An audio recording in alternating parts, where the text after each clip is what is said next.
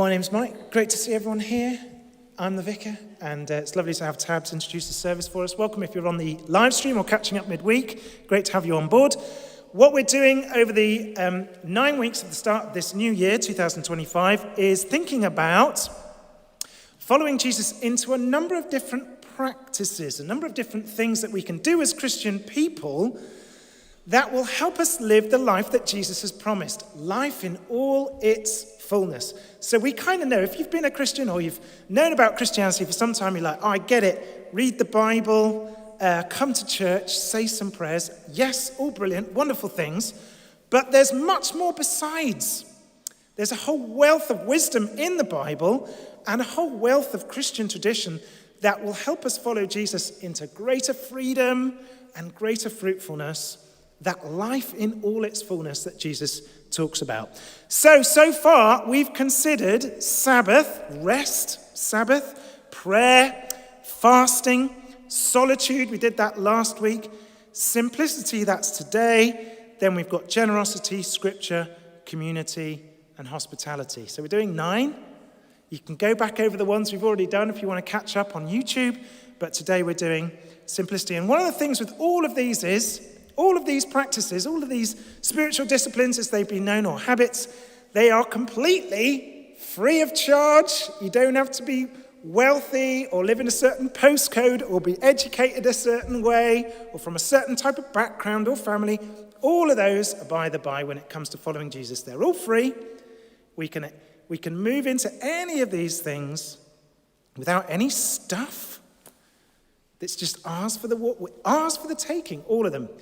And Jesus invites us to them, of course, each and every one of us, as we feel led by him. So, let's think about this topic here before us, simplicity. And just by way of introduction, let me give you 3 quotes from Jesus that are all very well known. One of them we've already had, I'll give it to you again. But 2 more that you've probably heard.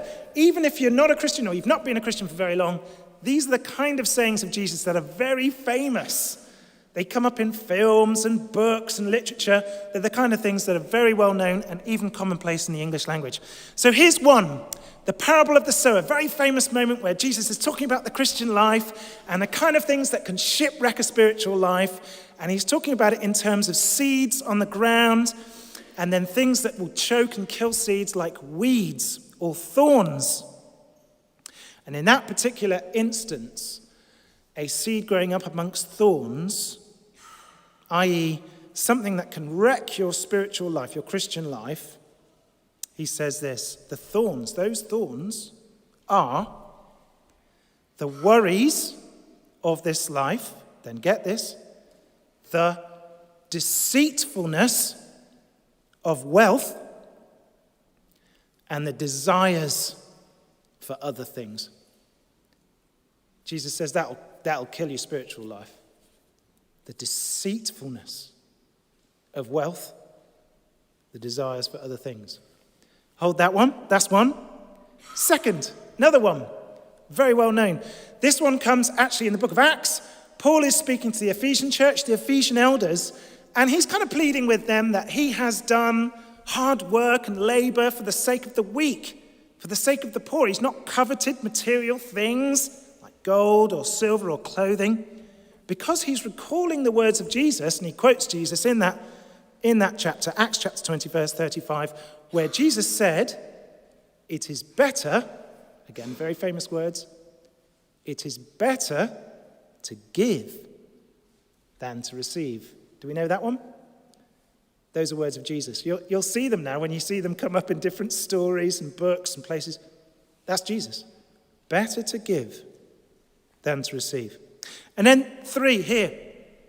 In Luke chapter 12:15, when Jesus is answering a man who's questioning an inheritance issue, his response to the man who wants to get this inheritance, who wants to sort out this situation, is this.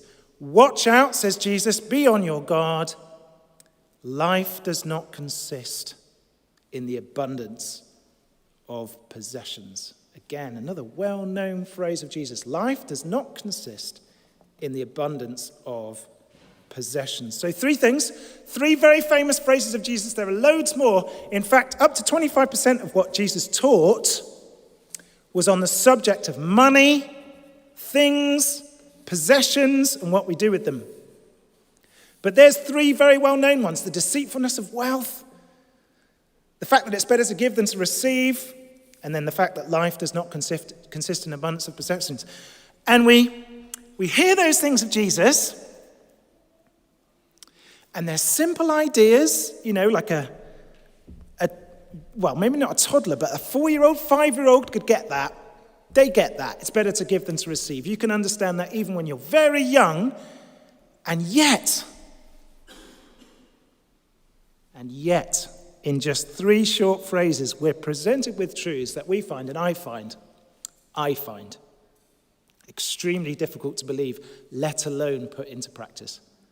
These things are difficult to get on board, aren't they? They're difficult to hardwire in. You're just like, I'm not too sure you're right, Jesus, let alone do it. But Jesus did say, it's why he said it, wealth is deceitful. And he says over and over again, be on your guard. Watch out. Life does not consist in an abundance of possessions. And he said that because he knows. He knows we fall into this stuff over and over and over again. It's just so easy. But I think we know, don't we? We kind of know. If we pause and just linger for a moment, we go, yeah, I think you are right, Jesus. If I think about it, when I really stop, I do know that life really is not about cars, houses, clothes, shopping, gadgets, whatever. And especially if you've ever spent time with someone who's nearing the end of their life, you know that 0% of people at that stage say, oh, do you know what? I wish I'd have got more stuff, houses, cars, possessions, jewelry, clothes, whatever. No one says that who reflects on their life honestly at the very end. It's always, isn't it, the things that cost nothing that people think, I wish I'd have had more of those things. So we kind of know Jesus is right. And yet the whole advertising world conspires against this. This is hard to believe, but I'm told that for every one sermon you hear in this church, right? If you come here every week, you hear one sermon which lasts, I don't know,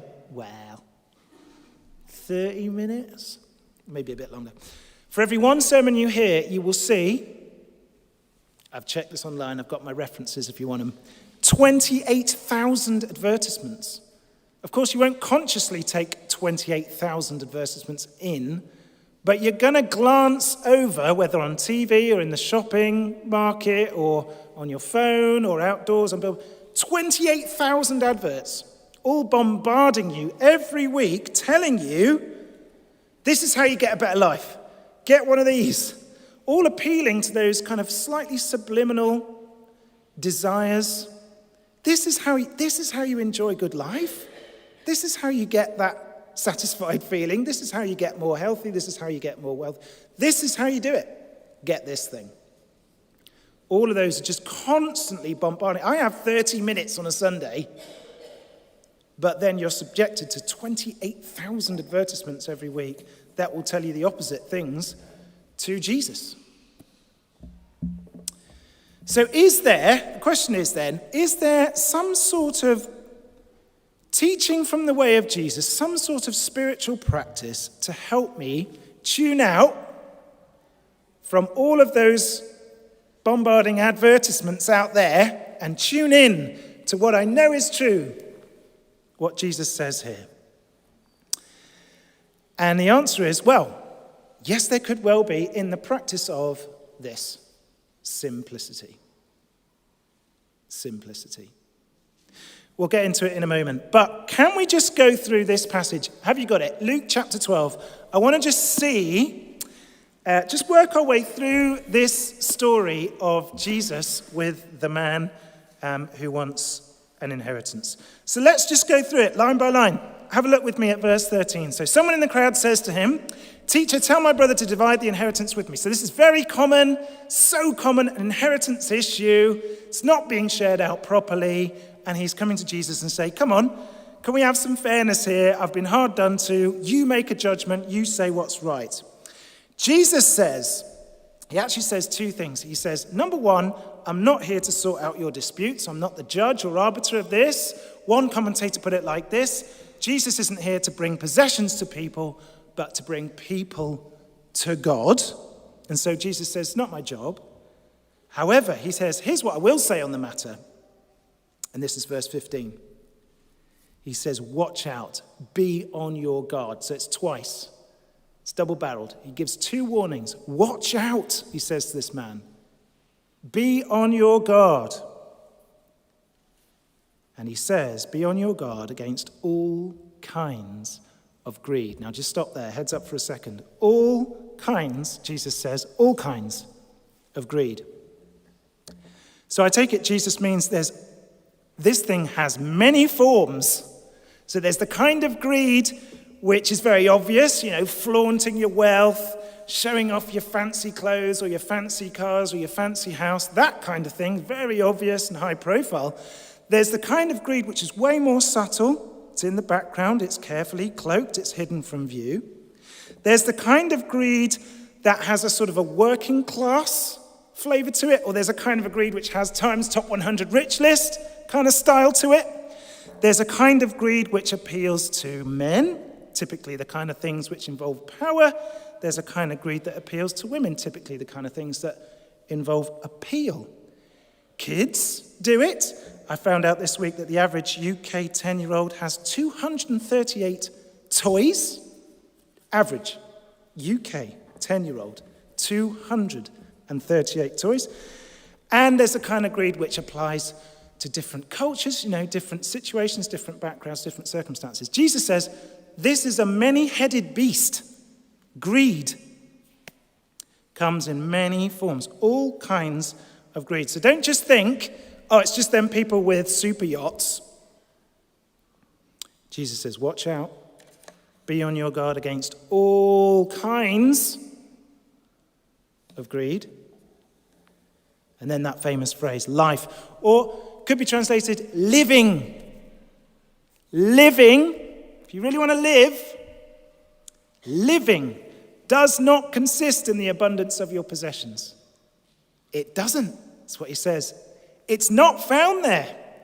Life does not consist.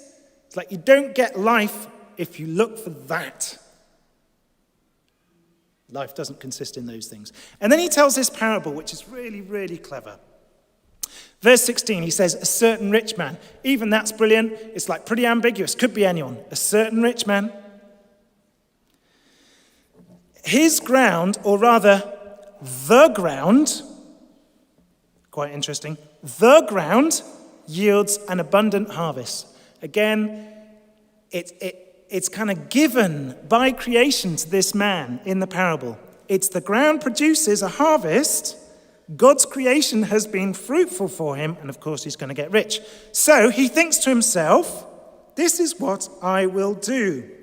This is verse 18. I will tear down my barns, notice the wastage, and build bigger ones. And there I will store up my surplus grain. And I'll say to myself, you have plenty of grain laid up for many years. Take life easy now. Eat, drink, and be merry. In the Greek there, the word I or my comes up 8 times. It comes up quite a lot in the English as well. So the point is, it's like, I've got all of this, so this is what I'm going to do. I'm going to do this, and then I'm going to do that, and then I'm going to do this, and that will mean that I have this, and my thing is all this, and all that. So it's emphasized in the Greek, this guy is obsessed with self. So this ground yields an amazing harvest, and he thinks to himself, what should I do? And the answer actually, for a first century Jew, is obvious. It's not a weird question that you'd be scratching your head around. If you were listening to Jesus tell this story, you wouldn't be scratching your head and going, oh yeah, what should he do? The answer socially at the time and theologically, they'd have understood, a Jewish man would have understood that if I've been given this wealth, it is for me now to help those who need it the most. That would be totally understood, readily and absolutely understood. My job, therefore, is to bless the poor. That was my duty socially and my duty for God and under God? That was the answer to the question. That is the obvious answer to the question. But in this case, the man says, no, here's how I get the good life. Tear down barns, build bigger ones, and then sit back and enjoy. And at that stage, the world would look at that, wouldn't it? Here we are at the end of verse 19. The world would go, oh, wow, nice. Look at that, sorted. Local boy done good. That is how to do it. That is how to live life. Get all your stuff, work hard, get yourself organized, and then you retire. And look at that. What a nice life. Verse 20, God has a slightly different judgment. Verse 20, God said to him, you fool. Now you've got to see that fool is not so much an insult as if to say that is the most unwise maneuver that you could possibly do. Foolish. Fool. This very night, your life will be demanded of you, and who will get what you have prepared for yourself? And again, the answer is, of course, not you. The obvious answer, not you. And so the pursuit of your whole life is futile, pointless. Now, I know in your head, I know straight away you've got at least two objections. You might say, well, hang on, if he did have 10 years to enjoy all that, then that's fair game, isn't it? But I think the point that Jesus is making is rather like this. If someone came to your house and said, I'll fix your roof for you, right? But I can't guarantee that it'll keep all the leaks out. I can't guarantee it will in fact keep you dry and warm.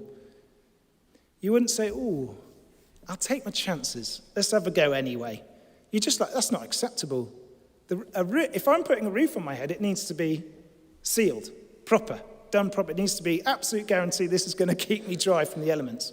Similarly, if an electrician came to you and said, we'll rewire your house, that's fine. I can't guarantee it'll be safe, but it should be all right. Do you want to go ahead with the quote? You would say, no, thanks, you're all right. I'll find an electrician who can guarantee that this will be safe for me. And it's a similar idea here. Jesus is saying, why? Why would you invest in something? Why would you pursue a life where it might be good? It might work out for me.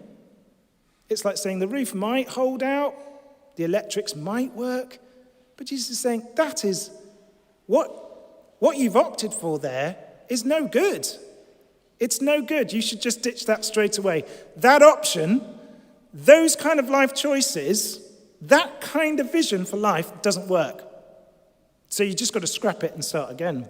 That's kind of how he's coming at it. Now, someone, though, may argue, here's how this thing is super clever. Someone may say, oh, but that rich man can pass his wealth to the next generation. He's got all that wealth and all his barns, but that's all right, because that's just going to go to his next of kin, his progeny, his sons, daughters, whatever.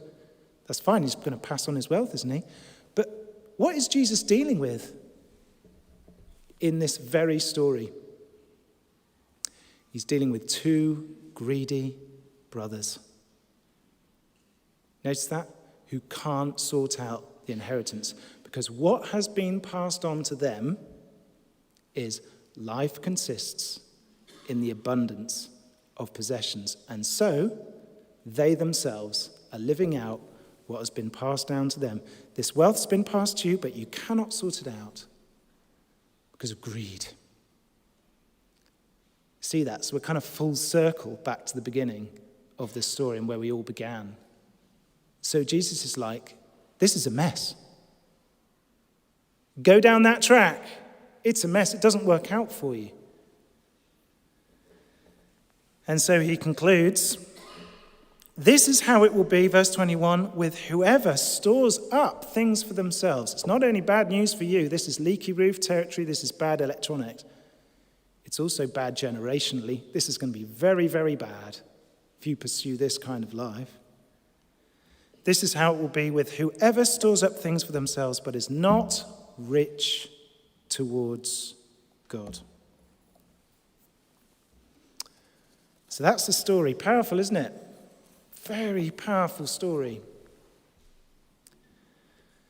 So what is then, let's turn then just to think more specifically about this idea of living simply, simplicity, instead of, I guess, pursuing a life of abundance in possessions. So simplicity is a way of living that consistently tunes our hearts to the teachings of Jesus, to what he says in sections like this, Luke chapter 12. Will this thing I have, see, this is kind of a practical thing now.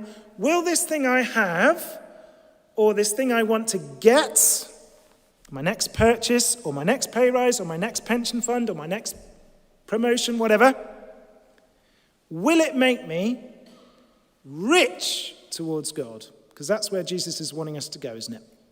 Will this next thing, or will this thing I'm holding, will this whatever, will this make me more rich towards God or not?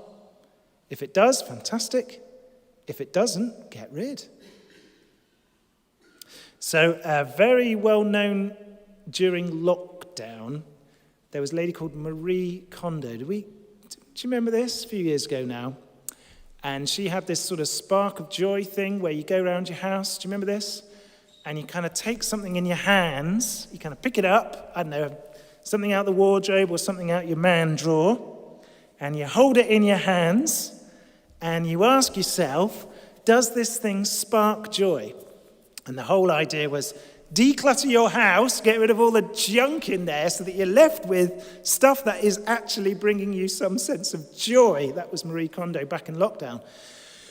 Well, that is a pretty good start when it comes to simplicity in the way of Jesus, although you might slightly reframe it and go, okay, let's have a look at this thing,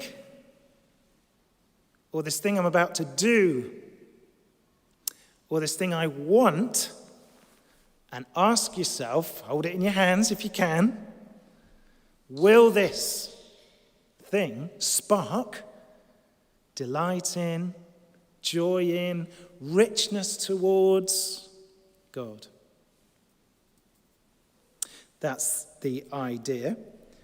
In a sense, that's kind of where simplicity begins and ends. But let me just flesh it out. So, a few things just to be careful with. Simplicity as an idea in the Christian tradition is not this sense of something that's anti-material or anti-fashion or anti-technology or anti-anything that's good in God's creation. It's not sort of a sense of stuff in God's world is bad, right? So we can't own stuff. That's not an acknowledgement of God's goodness in creation. God made creation. He called it good.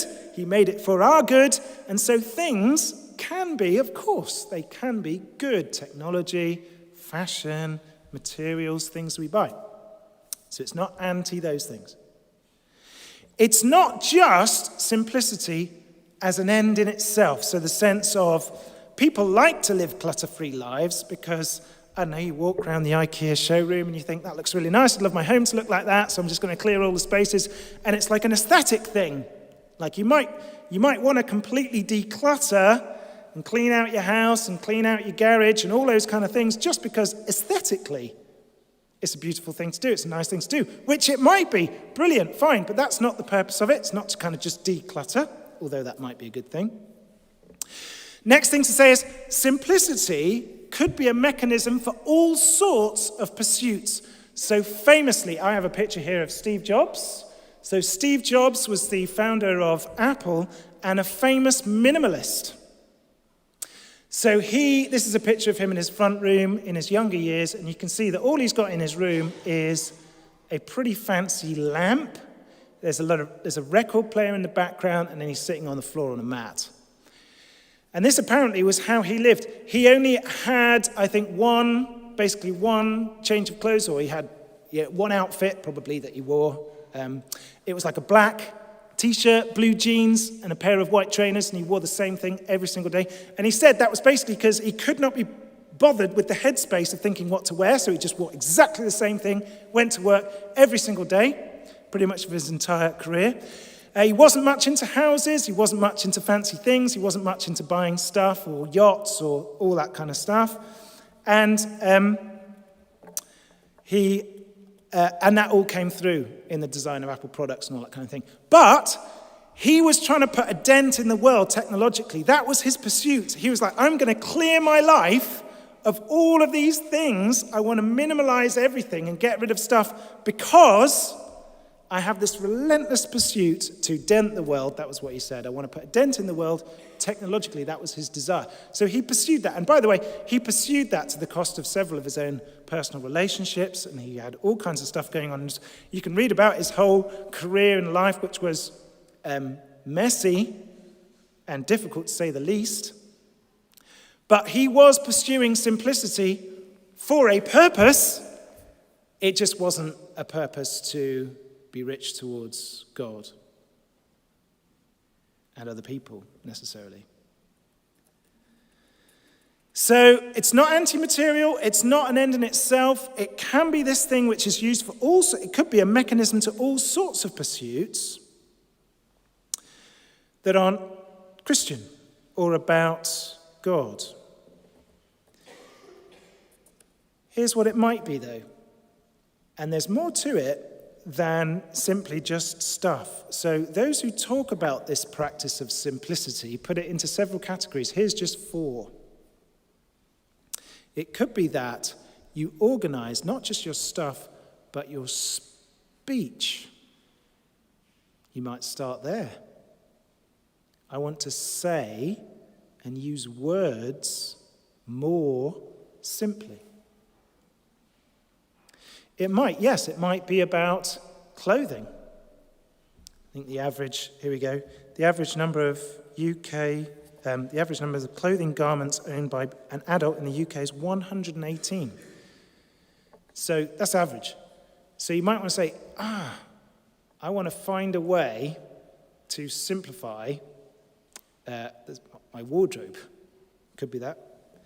It could be that you just want to sort out your stuff. You've got so much stuff that you want to sort of bring all of that, organize your life.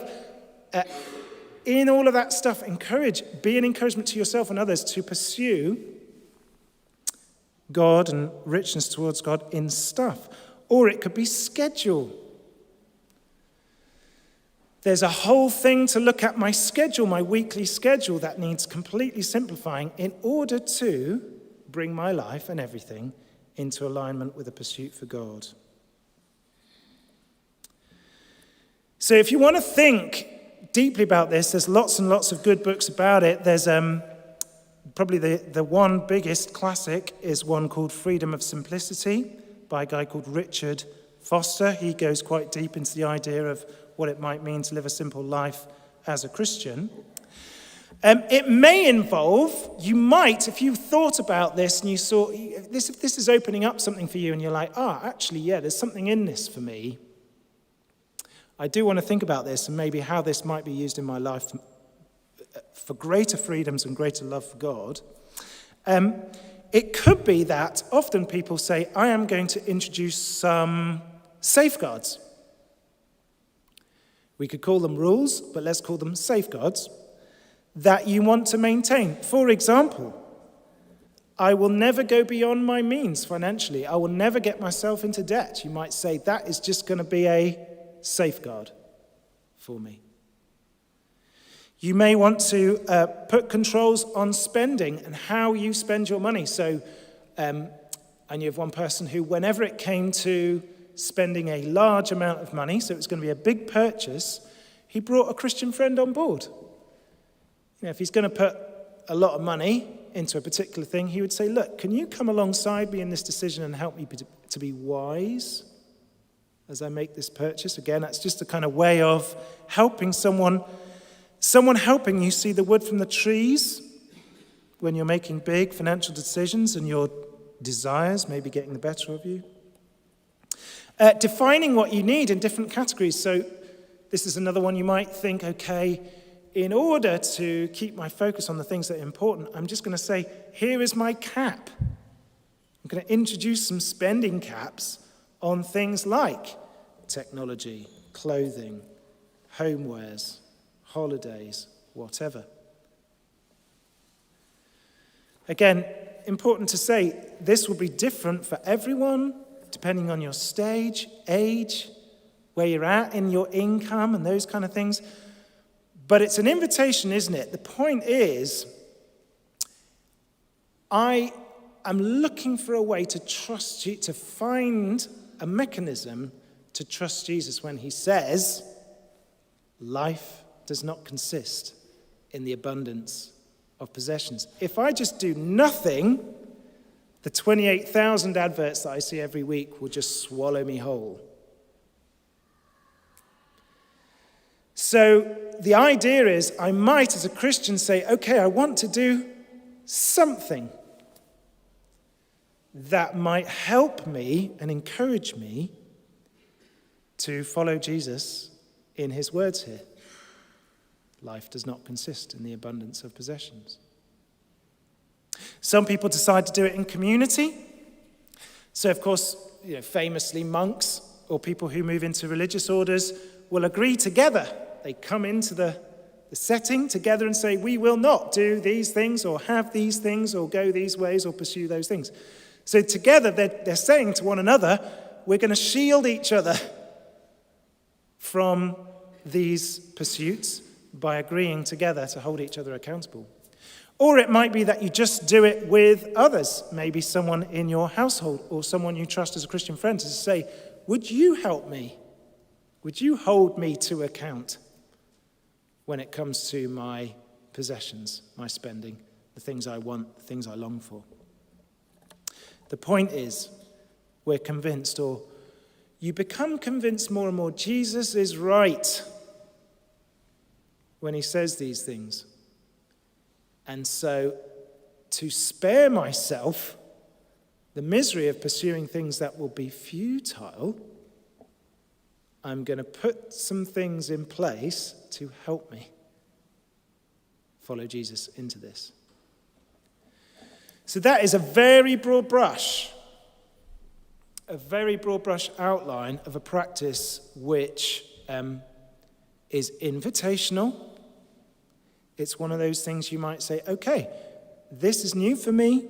I've never thought about this stuff before, but here's something I might want to just run with, or at least start to run with as I pursue, remember, life in all its fullness. That's what's on offer.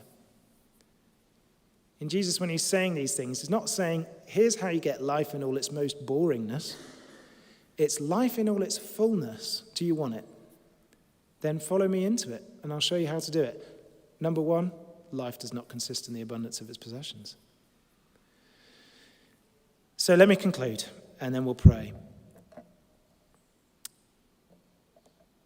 Remember that to begin to simplify life is not opting for something lesser. It might be to declutter, it might be to rearrange, it might be to reorder, it might be to simplify, but it's in order to be open to a life that really matters and counts, a life for God, of richness towards God. It's to trust Jesus when he tells us, like in Luke 12 and all these other places, things like, it's better to give than receive. All right, I'll trust you. Watch out, wealth is deceitful. All right, I'll trust you, Jesus. The way to shipwreck your spiritual life is to be taken in by the deceitfulness of wealth and the pursuit of things. All right, I'll trust you, Jesus. It's to put all the best things in life, designed by God for our enjoyment, front and center. That's the point, isn't it? I'm clearing out, I'm sort of doing a bit of feng shui in my Christian life in order to put the first things first, to put the main things right in view. Foreground, all of those things that Jesus says, this is what life is all about. And deep down, we know it. And it's to tell a better story as a church to our children. Isn't it? Just think about this story of Jesus. What kind of story, what kind of truth do we want to tell the children of this church? Do we want to pass on to them £100,000, a house, and a story that says, yeah, life consists in the abundance of your possessions? Or do we want to tell them a bigger, better story that here, trusting and following Jesus is where abundant, the superabundant life really is? Do we want to tell? Is that the kind of story we want to share with the generation beneath us? So Jesus says, watch out. Be on your guard against all kinds of greed. Life does not consist in the abundance of possessions. Let's just pause and then we'll pray.